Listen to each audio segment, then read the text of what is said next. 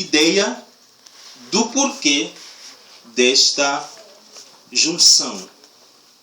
O rei e ele, Isaías.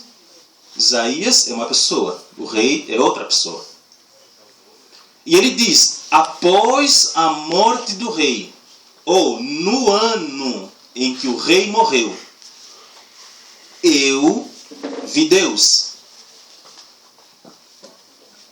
Usando a nossa inteligência, nós podemos perceber que logo o rei estaria empatando alguma coisa na vida de Isaías em relação à presença de Deus.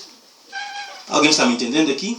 Amém. Glória a Deus. Porque eu fui pregar numa igreja, eu falando português, fui pregar, a irmã me perguntou, ei, você fala inglês? Eu preguei 1 hora e tu me perguntas se eu falo inglês? Então, às vezes eu estou falando e algumas pessoas não entendem. Mas eu sei que aqui tem gente inteligente. Aleluia. Muito bem. Então, nós percebendo essa escrita de Isaías, essa preocupação de ele trazer o rei e relacionar o rei na experiência que ele teve com Deus, nós começamos a perceber algo nas entrelinhas. Ele diz, no ano em que o rei Uzias morreu, eu vi Deus. Ele já era profeta, mas um profeta que não havia visto Deus ainda. Ele já era profeta, mas ainda não havia tido encontro com Deus. Você está entendendo nessa noite? Aleluia. Então ele diz, no ano em que o rei morreu. Ou seja, foi preciso ele morrer para eu ver Deus. Foi preciso ele ser removido da terra para o meu ministério começar a ter vida. Rafanto Serei. Eita Jesus. Ele já era um profeta. Presta atenção nessa madrugada. Ele já era um profeta, porém um profeta morto. Um profeta sem um ministério ativo. Um profeta preso no sistema. Um profeta sem vida com Deus. Um profeta enclausulado. Um profeta sem profecia. E Deus, quando chama alguém, Ele não chama para brincar com este alguém. Ele chama para primeiro tratar nele e depois tratar com as pessoas através dele. Então ele já queria tratar em Isaías, mas existia um impasse. E este impasse começava no rei Uzias. O rei Uzias, primeiro, era o rei. A palavra já diz tudo. Era o bambambam, o chefão. E para além de ser isso, ele era parente dele. Em algumas traduções diz tio, em outras diz primo. Mas é assim, em algumas culturas tio é primo, o primo é tio. Isso me interessa agora. Mas que eles eram parentes, eram. Então, por causa disso, também existia uma ligação entre eles, sentimento, família, aquele vínculo familiar que fazia com que o rei não largasse o profeta, nem o profeta desligava-se do rei. Primeiro, ele era um profeta e dentro de uma cultura nobre, ele era da nobreza. Como ele iria largar a nobreza para ir atender o ministério profético lá no meio do povo? O rei prendia ele assistia ao rei. Assistia como rei e como família dele. Só que o rei não era mais um servo de Deus. Ele começou muito bem. A Bíblia diz que ele começou a reinar com 16 anos. E ele era muito inteligente. Reinou 50 e poucos anos. Então, nesse processo de reinado, ele fez o que muitos reis não conseguiram fazer em toda a sua caminhada. Ele conquistou muitas terras. Ele deixou cair muralhas de muitas cidades. Ele construiu torres em desertos, coisa que nenhum rei fez. Ele construiu armas bélicas Coisas que naquela época não tinha condições. Mas ele era muito inteligente e conseguiu fazer isso. Então Deus era com ele. Ele foi crescendo e tornou-se grande. Tornou-se muito grande. E como ele viu que ele era muito inteligente, muito capaz, sapiente, sábio, tudo isso, então ele começou a passar dos limites. Ele começou a fazer coisas que já não lhe competia fazer como rei. Mas por ele se achar muito entendido, muito sábio, muito culto, ele disse, não, eu faço. Com regra ou sem regra, com lei ou sem lei, com sistema ou sem sistema, eu sou o rei, ponto, eu vou fazer. Então é quando ele entra no templo e tenta queimar incenso. Eu estou buscando isso para você entender o que Deus quer falar nessa madrugada. Já começou a falar, cessou a outra parte do que ele começou a dizer. Ele entra nesse templo e tenta queimar o incenso. Só que diz a Bíblia que neste ínterim aparece o sacerdote. Quando o sacerdote aparece, repreende ele. Diz, rei, você não pode fazer isso. Tá bem que você, o rei que fez, que deixou de fazer, o competente, o tudo, mas essa parte não diz respeito a ti. Isso é para os sacerdotes. Aleluia. Mas ele, diz a Bíblia, que ficou indignado, porque ninguém travava ele. Ele era o rei. Quem vai dizer não faz? Ele ficou indignado. E nessa indignação, ele resiste à autoridade do sacerdote. Quando Deus vê que ele já estava indo demais, diz a Bíblia que de repente nasceu nele lepra na testa. A primeira pergunta, ou a primeira questão, na testa não aparece lepra. Não há condições de se manifestar lepra na testa. Lepra é uma doença que ataca as articulações, que ataca as cartilagens. Orelha, nariz, dedos, extremidades do corpo, menos testa. Não há condições de um leproso manifestar-se na sua lepra começando pela testa. Não existe. Nem cientificamente a explicação para isso, nem uma outra forma.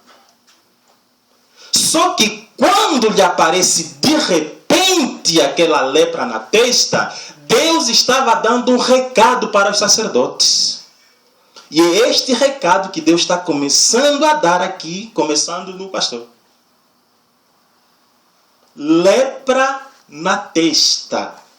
A lepra tem um significado, a testa tem outro significado. Isaías disse, no ano em que o rei morreu. Mas como foi que ele morreu?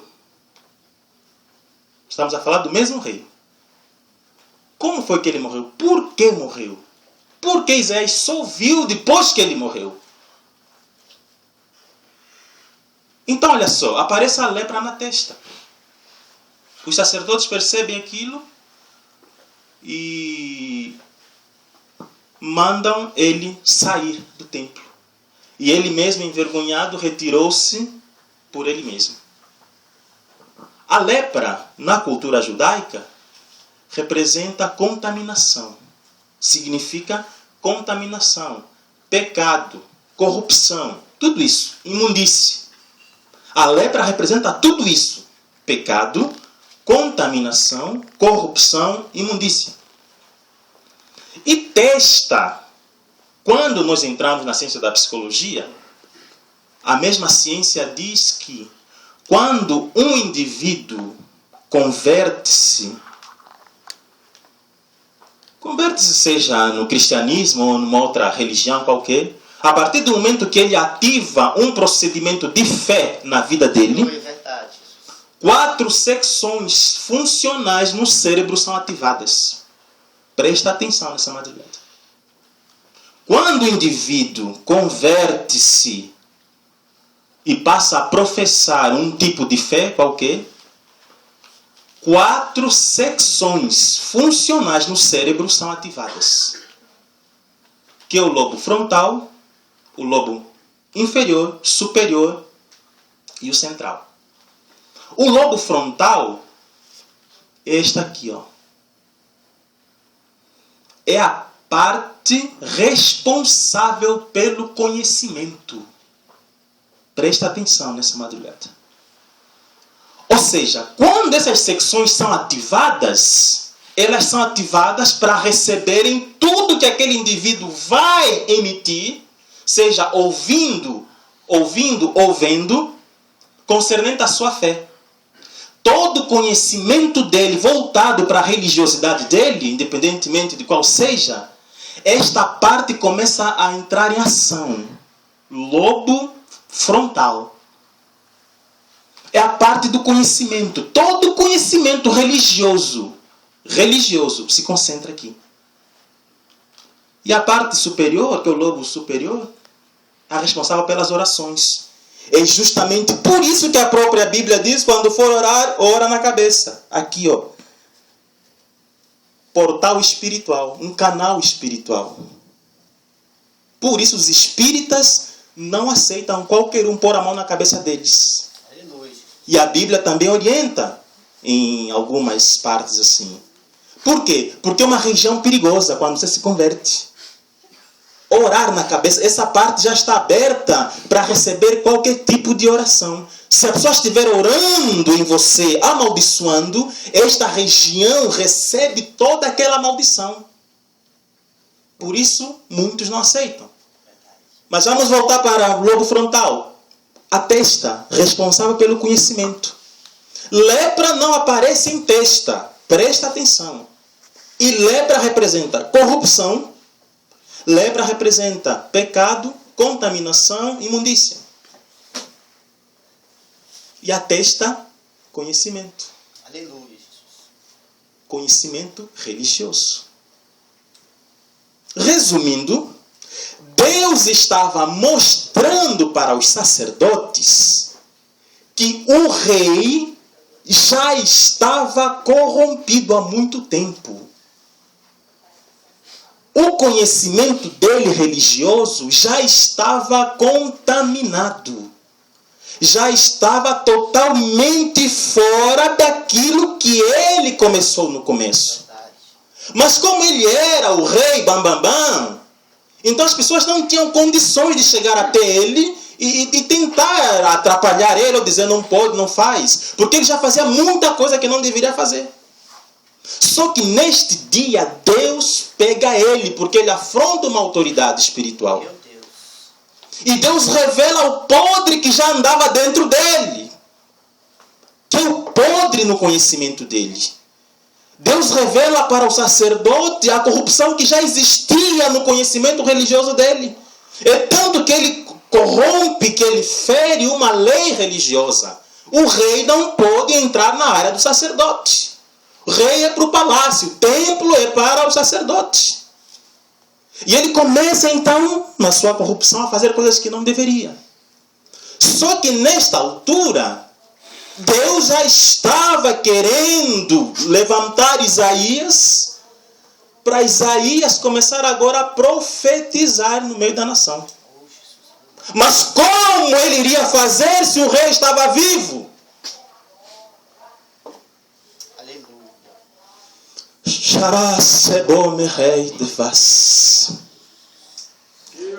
Diz a Bíblia que ele sai leproso e foi ficar numa casinha fechada. E lá ele morreu. Ficou lá alguns dias preso. Ninguém poderia entrar, nem ele poderia sair. E nisso o rei morreu. Voltando para Isaías. Isaías, quando percebe que o rei está morto, quando Deus vê também que o rei já morreu, o mesmo Deus agora revela-se para Isaías e começa a trazer toda a corrupção, começando do reino para terminar lá no povo. Só que não está mais aqui nem Isaías, nem o rei, ninguém. Estamos nós. existem reis hoje e existem profetas hoje também. Profetas que estão dentro de um reinado. Reinado espiritual. Esses reis podem ser os líderes espirituais. Porque um líder espiritual é visto como um rei também. Aleluia, Jesus. Ou você não sabia disso? É verdade. O pastor falou da calamidade na igreja. A desgraça na igreja. A situação da igreja. A perca ou a perda de identidade na igreja. O que está acontecendo? Sabe o que está acontecendo? Vamos ser claros nesta madrugada. Como já começamos a ser. A questão é que a igreja vive uma hipocrisia. A igreja está vivendo uma situação de conformismo. Começando na corrupção dos líderes espirituais, na contaminação da mente deles, na lepra que há na mente deles, e nas ovelhas que não fazem nada, percebem porque Deus fala, o corpo fala. Quando a cabeça não está indo bem, o corpo fala. E ninguém vem dizer que não fala. Verdade. Aquelas irmãzinhas lá do fundo que nem oportunidade têm, são as que mais têm visões com a situação da igreja. Aqueles crentes que nem nome têm na igreja são os que mais têm sonhos em relação à questão da igreja. E Deus vai falando, vai mostrando para um, vai mostrando para o outro, vai dando revelações, vai dando, vai falando, mas a igreja finge que não está vendo, que não está ouvindo e que está tudo bem. Quantos são os pastores maçons que existem e nós sabemos que são maçons?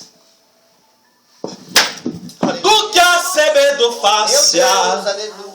Quantos são eles que nós sabemos que são maçons, nós congregamos com eles, mas não fazemos nada? Como a igreja vai pegar um curso, um norte, com luz, se o que está lá à frente está sem norte? Rai-te que passe do fome-se. E eu não estou falando de igrejinhas pequenas, até porque ser crente é status. Todo mundo quer estar em igreja, que o pastor dele tem televisão, a igreja é bonita, é toda bem feitinha, aquela coisa bonita. E é lá onde estão os maçons. E nós sabemos disso. E fingimos que não sabemos. E agora? Rei com lepra, e um dia Deus vai pegar todo mundo, igreja. O rei Uzias era primo de Isaías. Talvez Isaías percebia a situação do rei, mas não tinha coragem de chegar até ele pela questão familiar, sentimental. Sentimentalismo, porque muitas vezes nós, no nosso sentimentalismo, não conseguimos dizer a verdade para aquela pessoa que nós gostamos. Ele vai ficar com raiva de mim, talvez nem vai. E ficamos presos nisso. Eu prego muito, eu subo e desço essa Brasília toda. Dando seminários, como hoje mesmo vou dar um seminário em uma igreja aqui em Brasília, o dia todo, falando sobre inteligência emocional. Porque eu sou terapeuta bíblico. Falo muito, trabalho muito sobre cura, alma, emoções, essas coisas.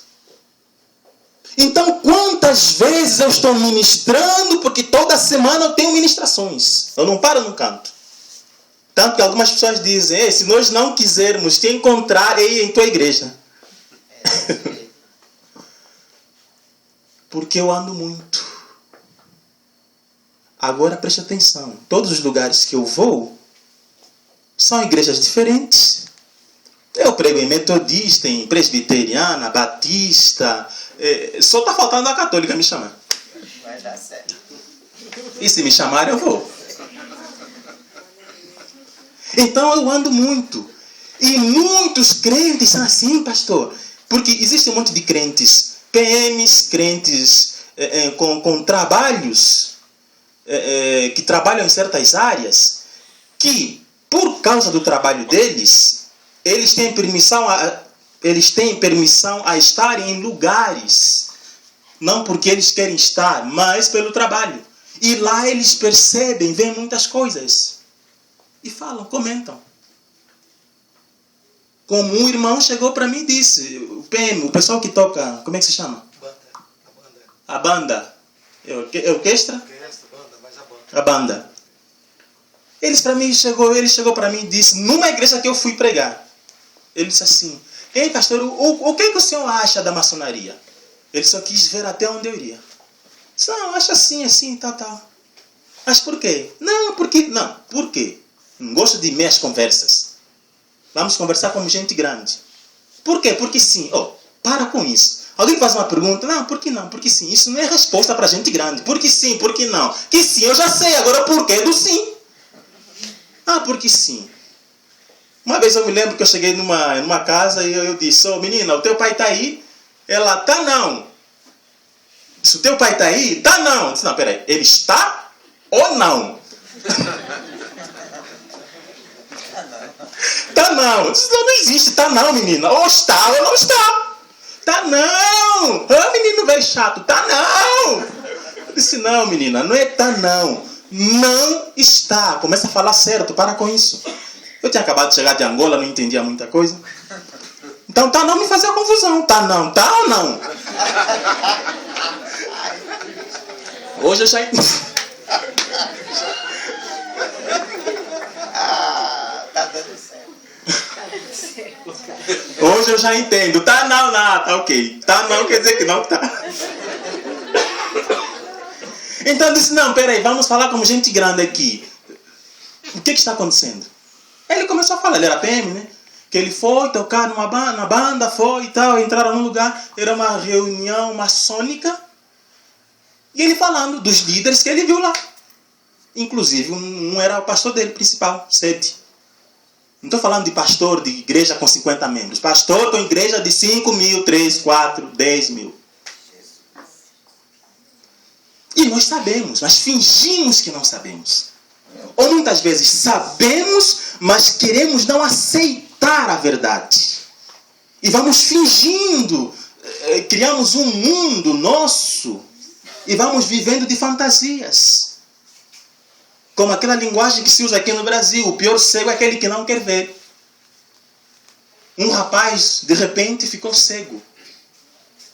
Levaram ele para uma consulta. E nos exames, o aparelho detectou que ele não estava cego. Mas ele não estava vendo. O aparelho dizia uma coisa, mas o corpo dele reagia a outra coisa. Então os médicos ficaram confusos. O que está acontecendo? O aparelho mostra que ele está vendo. Porém, ele está cego. Que confusão é essa? Até que a psicologia entrou, a ciência, que estuda o comportamento do ser humano, e identificou qual era o problema. Qual era o problema do menino? Ele via sempre o pai batendo a mãe. Então ele já não estava suportando ver aquilo. Para ele não sofrer, ele ativa nele mesmo o mecanismo de defesa. Qual o mecanismo de defesa? Ele bloqueia o cérebro para não ver. Então ele bloqueia o cérebro dele, porque o olho só recebe a visão e manda para o cérebro, e o cérebro é que faz a leitura. Então quando o olho mandava a visão para o cérebro estava bloqueado, não conseguia fazer a leitura, então não via nada. Porque ele bloqueou-se. E a igreja muitas vezes é assim, sabe que está acontecendo, mas bloqueia-se. Não, eu vou entrar nisso para quê? Nem quero nem saber. Como é que esta igreja vai para frente, igreja? Se os que estão lá em cima estão leprosos e os que estão sustentando ainda o corpo, porque quem sustenta a igreja são as ovelhas. Se todas as ovelhas saírem, o pastor não tem sentido. O pastor só é pastor quando tem ovelhas. Pastor sem ovelhas deixa de ser pastor. Vai pastorear o quê? A parede?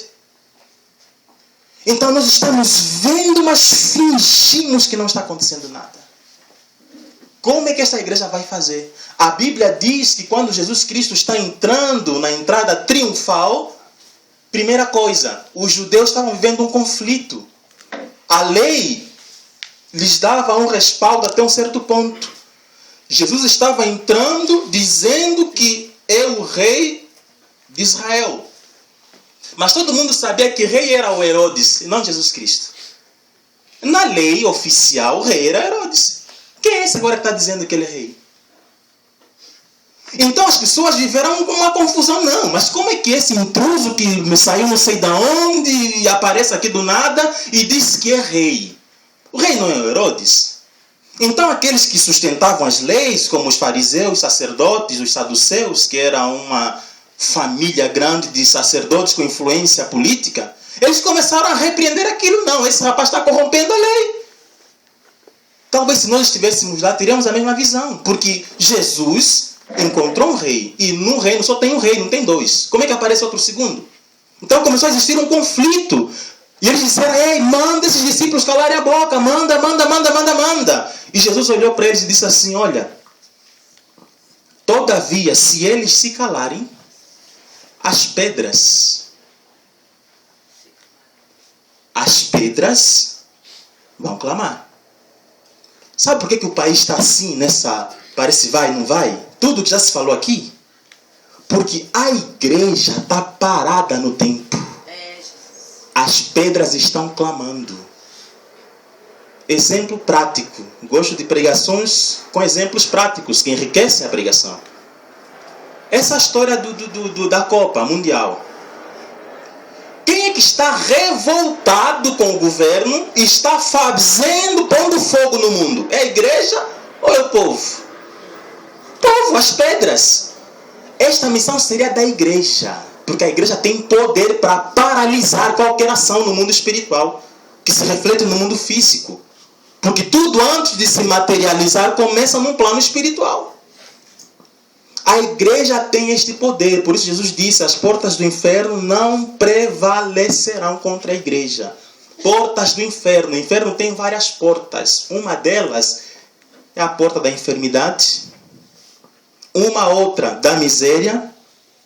Outra da morte. E várias portas. Mas ele diz que as portas do inferno não prevalecerão contra a igreja. Mas ele estava falando de uma igreja com um espírito recriado. De uma igreja que vive uma sinceridade. Uma igreja que está ali firme. Que está levando as coisas sérias e levando a peito o cristianismo. Não uma igreja que uma massa enfiada num lugar onde o líder que está lá está numa liderança satânica e ninguém faz nada. Olha, podem me matar depois. Mas essa é a nossa realidade. Se eu fosse dizer nome de pessoas aqui, de líderes, porque como pastor também, eu entro muito em reuniões. Eu vejo muita coisa. E nós sabemos de tudo isso. Mas não fazemos nada. Um pastor, líder, aqui em Brasília, líder, foi falar com um irmão para lhe ceder o apartamento, porque ele iria fazer um trabalho lá, no apartamento. Quem estava com ele? Uma moça. Ele era o quê? É o quê? Casado. O irmão sabe que ele é casado, sabe das coisas que estão acontecendo e não faz nada. E ele não é o único assim. Eu já fui pregar numa igreja, presta atenção, numa igreja. Primeiro, este pastor, eu estava numa outra igreja e este irmão, este pastor aparece, o pai dele é amigo do Silas Malafaia, pastor também. Todo mundo pastor na família dele, o pai, o avô, ele. Ele chegou naquela tradição dele. Mas você é muito novo, não pode sentar aí no altar. Nasce negócio de pastor solteiro, não pode ficar no altar. Ele foi falando. Era eu e um outro pastor. Novo, solteiro. E o outro irmão ficou revoltado. Mas quem ele pensa que... Resumindo, Deus disse, não vale nada, fiquem quietos. Passou-se o tempo. Depois de tanto tempo, ele me chamou para ir pregar na igreja dele. Quando fui pregar lá na igreja dele, Deus diz que eu vou fechar essa igreja. O pastorzinho solteiro, novo, que ele olhou e desprezou, é esse que Deus usou para ir até ele e dizer, olha, esta igreja vai fechar. E fui-me embora. A raiva dele aumentou. Mas depois de um mês, a igreja fechou. Ele apareceu com um filho não sei aonde, o outro lá em Brasilinha, não sei de onde. Águas Lindas, nem sei direito essas cidades. Batia na mulher, a mulher não dizia nada. Ou seja, ele já fazia tanta coisa, já estava com lepra, a mulher não dizia. A igreja, não é porque... Só que Deus levou um que falou, vai fechar. Porque quando Deus me tirou de Angola para cá, eu estava ocupado, escrevendo, fazendo livros, porque eu sou escritor também, escrevo livros. E queria me formar nos Estados Unidos, diretor de cinema. Deus disse, eu vou te levar para o Brasil. Ou seja, vou te levar para uma terra estranha. Só falou isso. Cuja língua não te é difícil. Lá falaram a palavra do meu concerto. Eu fui juntando duas coisas. Língua não estranha, logo em português. Terra estranha, uma terra que eu nunca fui. Já viajei uns 7, 8 países. Então, se terra estranha, nunca fui. E lá falaria a palavra do concerto dele. A palavra dele tem vários contextos. E o meu seria no contexto do concerto. Eu disse, pronto. E ele me trouxe. Quando eu chego aqui em Brasília, depois de um tempo, eu num culto, chegou uma irmã, veio sapateando, nunca havia me visto, e disse assim, olha, eu te tirei lá de Angola. A primeira pessoa que usou o nome do meu país, sem me conhecer. Te tirei lá da Angola para trazer para cá, porque você vai estar no meio dos grandes da minha casa, líderes espirituais. Eles vão te desprezar. Quem é esse menino? Mas eles não sabem que você é uma bomba, a minha bomba, que está prestes a explodir no meio deles. E todo mundo ficou olhando assim. E outra, tu és a minha confusão. A minha palavra em ti é para confundir os conformados e confortar os confundidos. Ravas de cabondes. Quando a primeira vez que me chamaram para ir pregar numa vigília, depois da pregação, a igreja entrou em confusão. Eu lembrei da profecia. Pecado oculto, perdão não perdoado, e cada um foi trazendo o seu podre. Depois da pregação, explodiu a bomba. E eu entendi a profecia. Não demorou muito, fui naquela igreja, a igreja fechou. Já fui pregar numa igreja grande aqui. Até hoje não me deixam mais pregar. Porque a verdade foi revelada. Então a igreja está nessa, como diz o irmão, pindaíba. Eu nem sei o que é pindaíba, mas vamos lá.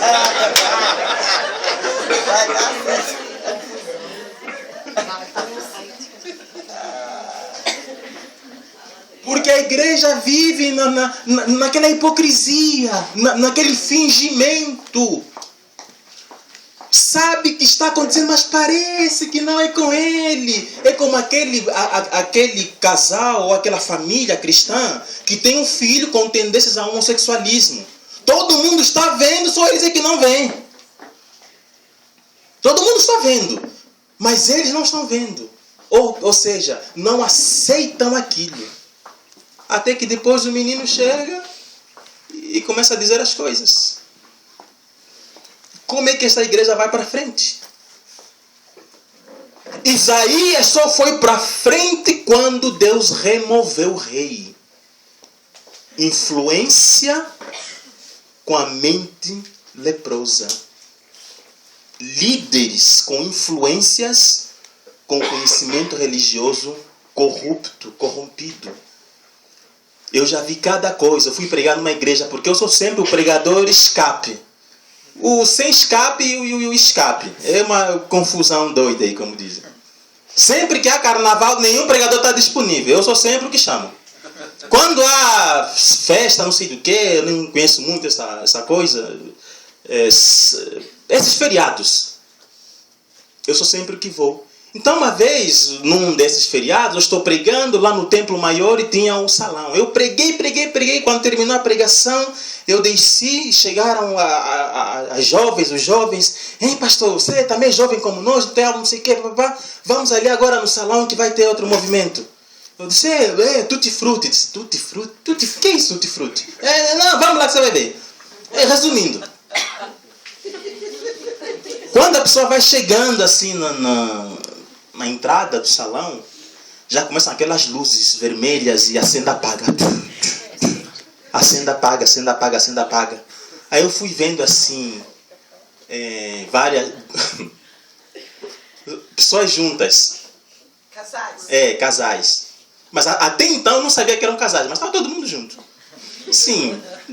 Abraçando. E você via duas pessoas, parecia uma, assim. E eu fiquei olhando.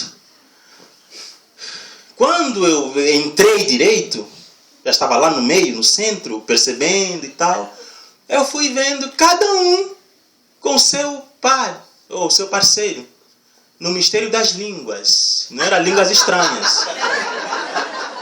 Ou seja, eram bem estranhas. E lá, naquela... Eu era o único sozinho. Eu disse, não, espera aí. Vocês me chamaram para ser vela? Pensa, uma vela preta lá no meio. Ficar parece macumba. Eu fiquei como uma vela lá, disse, não. É esse tutti frutti? Quando eu saio, a filha da pastora, porque é uma pastora, né? Ela lá, na porta, toda... Eu saí e subi. E os pais lá em cima. Parece que não está acontecendo nada. Aí depois eu trouxe aquele assunto. Não, é porque, sabe, né, Vandone? Os jovens de hoje tem que ter alguma coisa que atrai. É tanto que os que estavam lá eram todos, a maioria ímpios. Bode com ímpio, ímpio com bode. Poucas ovelhas lá. Então já não é mais o Espírito Santo que está atraindo a igreja. Ou as pessoas para a igreja. Por quê? Porque a mente dos líderes está com lepra à igreja. Anteriormente, as pessoas pregavam, os crentes, líder, não líder, pregavam e as pessoas se comoviam. As pessoas eram convencidas com o poder do Espírito Santo. Hoje não. Boate gospel para atrair. E só igrejas grandes. E quem permite isso? Os líderes. Líderes que cresceram tanto como o rei Uzias. Tanto conhecimento, inteligência. Não, vamos ter aqui, vamos usar o marketing para a igreja crescer. Na verdade não está crescendo, está inchando, está inflando. Inchaço é doença. A igreja não está crescendo, está inchando. Como é que essa igreja vai ter forças para fazer alguma coisa? Boate gospel. Não, porque é assim que atrai jovens. Numa outra igreja, porque eu prego muito. Numa outra igreja, tá lá, o desfile, chegou a hora da passarela. E só imagem, né? Passando. Começou naquela roupa comum e tal. Aí todo mundo é crente com não crente, tipo a coisa do Gugu, loiras e as morenas. As loiras e as morenas. Qual é o grupo que vai vencer? As crentes e as não crentes. Ou seja, as cretinas e as não crentes. Aí estava a passarela. Chegou uma altura que foi o momento de passar com a lingerie. Igreja. Lepra, ravas, teikebonde. Lepra no meio da igreja. Corrupção. Contaminação com as coisas do mundo. Ou seja, vai chamar atenção, vai atrair jovens. Vocês podem prestar atenção, na igreja não tem homens. Quando tem homens, são homens que estão aí buscando mulher na igreja. Verdade. Lá está, passagem da passarela. As irmãs de lingerie. Aquele conjunto. E os pastores já não sabiam se repreendia, se fechava o olho, se repreendia, se orava, se ia embora, não sabia o que fazia. Uns foram pegos de surpresa. E outra coisa, as lingeries das irmãs não eram aquelas fraldas que muitas vezes as crentes usam. Lingerie mesmo. Aquele fiozinho. Como é que esta igreja, terminando esse movimento, vai ter autoridade para repreender a potestade que está corrompendo Brasília, se a igreja está mais corrompida do que o governo? Como? Ou a igreja muda, ou então Deus se muda da igreja. Este pastor desta igreja, uns dias antes, ele confessou que teve uma visão. Que Deus aparecia para ele e dizia para ele assim: olha, ore pelas crianças, porque esta geração de hoje está praticamente perdida. Mente leprosa. Todo mundo admira. O rei Uzias, todo mundo admirava. Que rei que conquistou. Um rei fazendo torres em deserto, nem Salomão fez. Não, esse rei é o cara.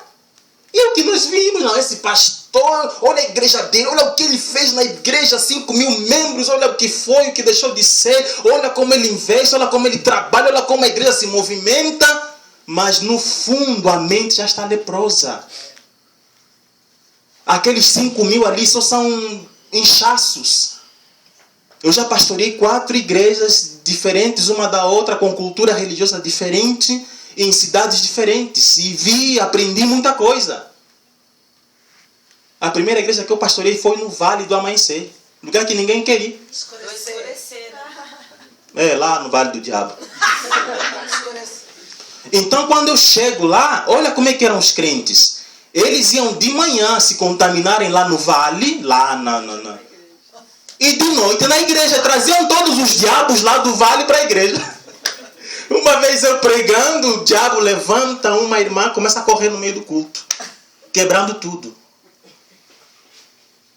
Quem teve autoridade para se levantar e repreender? Se está todo mundo corrompido lá.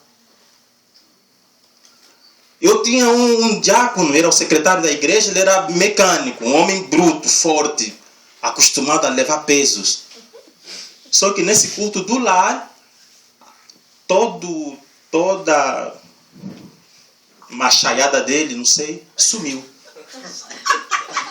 Ele estava lá, porque ele era muito bruto, ignorante, mecânico, pensa assim, todo... Só que nesse dia no culto do lar, aquele culto vai e vem cantando hinos da harpa. De repente, uma das irmãs que estava sempre lá no vale, manifesta-se num demônio, agarra o mecânico e vai sacudindo ele. Pescoço. Ele não sabia se expulsava ela em nome de Jesus, se desse um soco nela, ele não sabia o que fazia. E a igreja, gritando. Por quê? Porque são os crentes que querem entrar numa região espiritual sem autoridade. Por que está sem autoridade? Porque está corrompida a igreja. Quando eu fui fazendo mapeamento espiritual naquela região, começando nessa casa, era um pai diácono lá, todo aquela coisa. Só que ele tinha 2 filhos gêmeos. Aqueles gêmeos eram os demôniozinhos lá do vale. Viviam matando gente. O pai ficava com raiva, né? Não poderia fazer nada. Eles eram menor de idade. Então, os filhos iam lá e executavam. Os pais, depois de crentes, preste atenção, os filhos guardavam aquela coisa branca, como é que chama? Cocaína na geladeira. Eles sabiam, viam, mas não, tá tudo bem, pastor. Como é que tá aqui? Não, tá tudo bem. Mas como tá tudo bem? Tá tudo bem, pastor. Quando comecei a apertar eles, fui percebendo. Cocaína na geleira, porque o menino guardou e o pai acha bonitinho. Como é que esta igreja vai para frente? Alguém diz, mas, meu Deus, eu não vejo essas coisas. Pois é. Quem fica só na igreja dele não vê nada mesmo. Mas quem sobe desse, vê muita coisa. É por isso que o Satanás viu Jó. Deus perguntou, de onde vens? De passear e rodear. Quem anda, vai e vem, vê tudo. E a Bíblia diz, o Espírito de Deus está sobre a terra, passeando por ela, contemplando os bons e os maus. E quem carrega o Espírito de Deus é você. Onde você vai, você leva a Deus. Mas como a igreja vai fazer alguma coisa? Aí vamos voltar lá. As pedras estão clamando. O governo está nessa corrupção toda, nessa coisaiada toda. Quem está fazendo alguma coisa protestando? O povo. Só no Valparaíso queimaram 8 ônibus. É o que você sabe, os que não sabem. Os que não sabem, né? Quem deveria fazer esse tipo de protesto, mas no contexto espiritual, seria a igreja. Porque quem tem autoridade para isso é a igreja. O povo não tem essa autonomia. Eles fazem por rebeldia. Mas fazem, como Jesus disse, se vocês não fizerem, as pedras vão fazer. Pedra não tem entendimento. É o povo que não sabe nada e faz as coisas, vândalos. Cabeça de pedra, é o povo. Mas a igreja, quando vai fazer um tipo de protesto, faz com vida, com direção, com consciência, com tudo. Onde é que está a igreja? Se os líderes são tão piores do que os políticos.